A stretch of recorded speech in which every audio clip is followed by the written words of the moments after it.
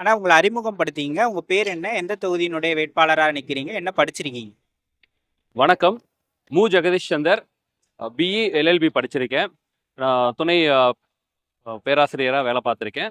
Robotics தொழில்நுட்பத்துல ஒரு 15 வருஷம் work பண்ணிட்டு இருக்கேன்.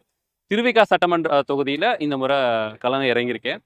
அ கடந்த ஆண்டு 2024ல திருவள்ளூர் பார்லமெண்ட் தொகுதியிலும் போட்டிட்டு இருந்தேன். இப்ப உங்களுடைய நேட்டிவ் என்னங்க? எந்த ஊர எந்த பகுதிய நான் குடியிருக்கிற இது இடம் பார்த்தீங்கன்னா புழல். என்னுடைய தொகுதியில இருந்து ஒரு 6 கிலோமீட்டர் தான். பக்கத்திலேயே இருக்கக்கூடிய தொகுதி தான். இது தனி தொகுதின்றதுனால அந்த அந்த இடத்துல சிறப்பாக களமாடுறதுக்காக அண்ணனால இந்த இந்த முறை களம் இறக்கி இருக்கீங்க. ஓகே. இப்போ உங்களுடைய வேட்பாளர் தேர்வு எப்படி நடைபெற்றது? கடந்த முறையே நீங்க 2024லயே திருவள்ளூர்ல போட்டிட்டீங்க. இந்த முறை திருவிக நகர்ல போட்டியிடுறீங்க. இப்ப சீமான் அவர்கள் உங்ககிட்ட வந்து என்ன சொன்னாங்க? திருவிக நகர்ல உங்களை நிக்க சொன்னாங்களா?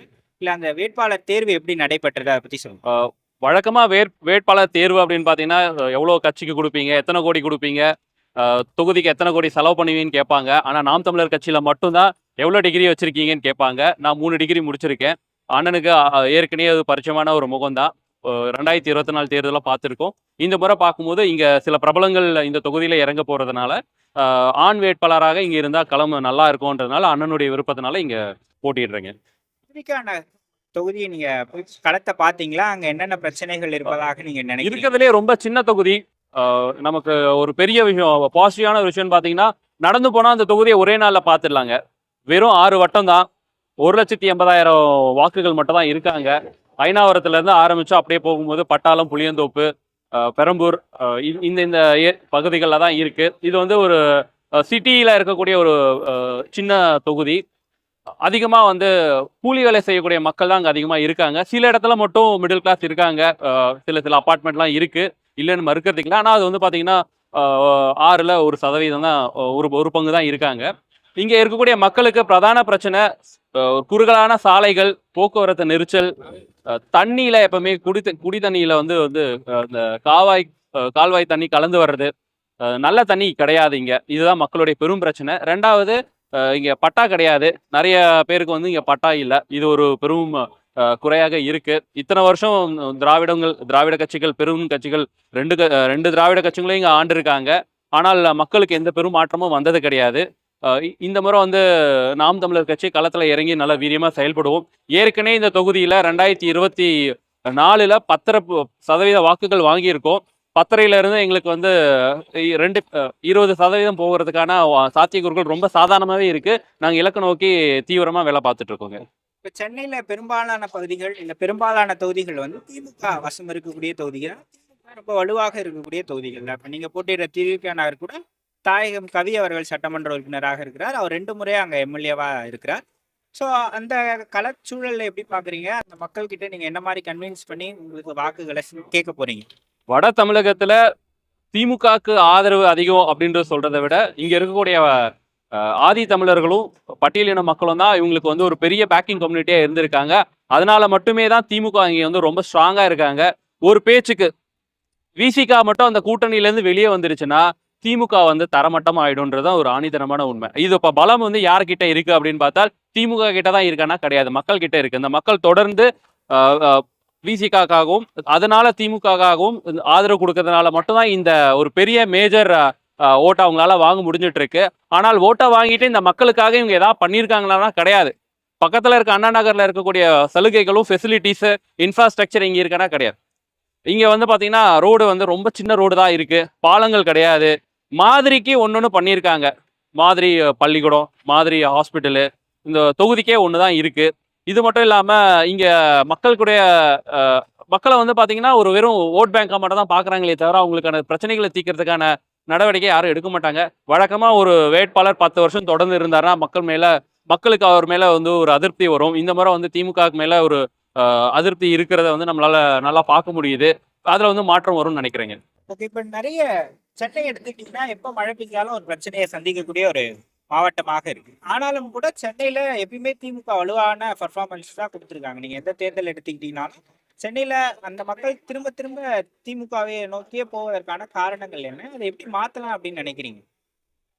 மழை பெஞ்சா மக்களுக்கு நல்ல சாலையை கொடுக்கணும், இல்லை இந்த நதி சுற்றி இருக்கக்கூடிய ஓரத்தில் இருக்கக்கூடிய இந்த வீடுகளுக்கு ஒரு தடுப்பு சவறு கொடுக்கணுன்ற நோக்கம்லாம் இவங்களுக்கு கிடையாது.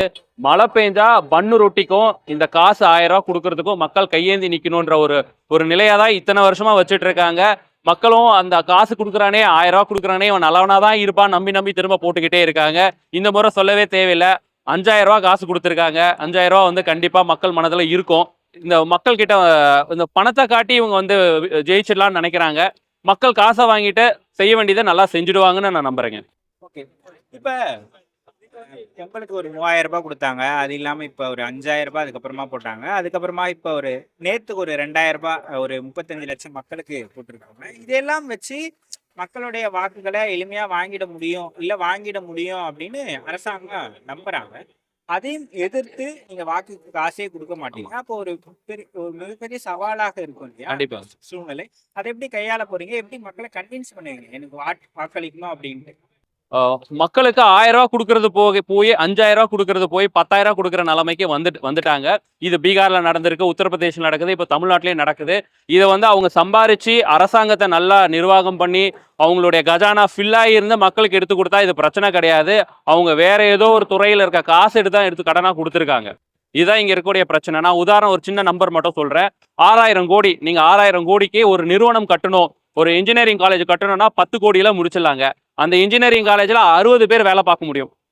சரிங்களா? இப்ப இந்த 60 பேருக்கு 6000 600 கணக்கு போட்டீங்கன்னா கிட்டத்தட்ட 30,000 பேருக்கு நீங்க வேலை வாய்ப்பு கொடுக்கலாம். இந்த 600 இன்ஜினியரிங் காலேஜ்லயோ இல்ல கம்பெனிலயோ இல்ல ஒரு பள்ளிக்கூடத்துலயோ வேலை பார்க்குறவங்க 30,000 பார்த்தீங்கன்னா படிக்கிறவன் வந்து 3 லட்சம் கிட்ட இருப்பான். நீங்க 3 லட்சத்துக்கு 10,000 கணக்கு போட்டாலே அது பல கோடிகள் காசு வரும்.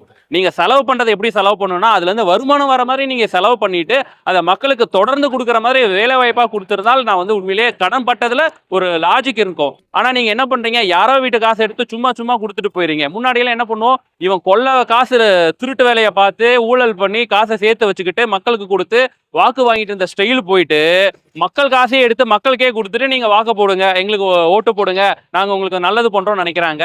இதுவும் ஒரு விதமான திருட்டாதான் நம்ம பார்க்கணுங்க. இதை மக்கள் வந்து உணர்ந்துப்பாங்க. இதுல வந்து ஒரு பெரும் மாற்றம் வரும். இந்த 5000 ரூபாய் கொடுத்ததுக்கான தாக்கங்கள் இருக்கலாம். ஆனால் இந்த 5000 ரூபாய் ஒரு பெரிய விஷயம் இல்லைன்னு நினைக்கக்கூடிய ஜென்ரேஷன் தான் இப்போ இருக்க ஜென்ரேஷன். எல்லார் கையிலையும் வந்து 30,000 40,000 ரூபாய் ஃபோன் இருக்கு, ஐபோன் இருக்கு, R15 பைக் இருக்கு. அவங்களுக்கு இந்த 5000 ரூபாய் வந்து ஒரு நாள் இல்லை 2 நாள் செலவு தான். அது எப்படி வந்ததுன்னு அவன் யோசிப்பான். முன்னாடி இருந்தவங்க பாத்தீங்கன்னா எம்ஜிஆருக்காகவும் அம்மா ஜெயலலிதாக்காகவும் கருணாநிதிக்காகவும் ஓட்டு போட்டவங்க இருக்காங்க. ஆனால் இப்போ வந்து பாத்தீங்கன்னா அப்படி கிடையாது. அந்த மாதிரியான தலைவர்கள் கிடையாது. அவங்களே சொல்லிடுறாங்க 5000 ரூபாய் கொடுத்தாதான் ஓட்டு போடுவாங்கன்ற நிலைமைக்கு அவங்களே வந்துட்டாங்க. தோல்வி கிட்ட ஒத்துட்டதுனாலதான் இந்த பயத்துல இதை பண்ணிட்டு இருக்காங்க. இப்ப திருவிக நகர் மக்களோ இல்ல பொதுவாக மொத்தமா இருக்கக்கூடிய தமிழக மக்களுக்கும் சொல்லுங்க, நாம் தமிழர் கட்சிக்கு ஏன் வாக்களிக்கணும்? 3 காரணங்கள் சொல்லுங்க. இது வரைக்கும் இந்த அரசியல்ல 15 வருஷமா தொடர்ந்து ஒரே நிலைப்பாட்டில் இருக்க ஒரு கட்சி அப்படின்னு பாத்தீங்கன்னா அது நாம் தமிழர் கட்சி மட்டும்தான். இது ஒரு காரணங்க. ரெண்டாவது, இது வரைக்கும் நாம் தமிழர் கட்சி யாரையாச்சும் போய் அடிச்சிருக்காங்க, யாரையாச்சும் மிரட்டி காசு வாங்கியிருக்காங்க, ரவுடி பசங்க மாதிரி ஒரு பொலிட்டிக்கல் ஆர்கனைசேஷனை நடத்தியிருக்கோமானா அதுவும் கிடையாது. உதாரணத்துக்கு திருச்சியில நடந்த மாநாடே ஒரு பெரும் உதாரணம். வந்தவெல்லாம் கண்ணீர் விட்டு அழுதுட்டு போனான். 3 மணி நேரம் டிராஃபிக். ஆனாலும் அந்த டிராஃபிக்கை நாங்கள் ரசிச்சு தான் பார்த்தோம். ஏன்னா இந்த ஒரு எங்க மாநாட்டுக்கு இவ்வளோ பெரிய டிராஃபிக் ஆகுது, அந்த டிராஃபிக்கும் சண்டை போட்டுட்டு கத்திக்கிட்டெல்லாம் இல்லாம இருக்கிறத பகிர்ந்துக்கிட்டு பொறுமையா வந்த அந்த டிசிப்ளின், அந்த ஒழுக்கம் இருக்கு இல்லையா, இந்த மாதிரி யாராச்சும் இருக்குன்னா கிடையாது. இது வந்து ஒரு மாதிரியான ஒரு பாலிடிக்ஸ். இது கண்டிப்பா ஸ்லோவானாலும் கண்டிப்பா ஜெயிக்கும். இது வந்து நாம் தமிழர் கட்சி அரசியல் என்பது நாட்டு மருந்து மாதிரி ஸ்லோவா தான் வேலை செய்யும், கண்டிப்பா வேலை செய்யும். ஆனால் இப்போ இல்லைனாலும் அடுத்த இதில் போகும். இது வந்து பார்த்தீங்கன்னா ஒரு தொடர் ஓட்டம் மாதிரி. இன்னைக்கு நான் இதை எடுத்துட்டு போறேன் இந்த ரிலே பேட்டுன்னா அடுத்த இன்னொருத்தர் கொடுப்பேன், அடுத்த இன்னொருத்தர் கொடுப்பேன். 8 16 ஆகும், 16 ஒரு நாள் 36 மாறி தான் ஆகுங்க. அது இவங்களால மாற்ற முடியாது. மக்கள் வந்து இதை கொஞ்சம் பொறுமையாக தான் எடுத்துப்பாங்க. மதுக்கடை மாதிரி கூட்டம் அதிகமாக இருக்குன்றதுனால அது நல்லதுன்னு கிடையாது, மருந்து கடையில் கூட்டம் கம்மியாக இருக்கனால அது கெட்டதுன்னு கிடையாது. நாம் தமிழர் கட்சி வந்து பார்த்தீங்கன்னா மக்களுக்கு தேவையான ஒரு மருந்தா இந்த களத்தில் இருக்கு. தொகுதியில கட்டமைப்புகள் எப்படி இருக்கு? பூத் ஏஜென்ட்ஸ் எல்லாம் போட்டீங்களா? பிஎல்ஓஸ் எல்லாம் போட்டுட்டாங்களா? என்ன மாதிரி இருக்கு? கிட்டத்தட்ட 70% வேலைகள் முடிஞ்சிருக்கு. அடுத்த வாரத்துல அண்ணனுடைய கட்டளையின்படி 100% நோக்கி போயிட்டு இருக்கோம்.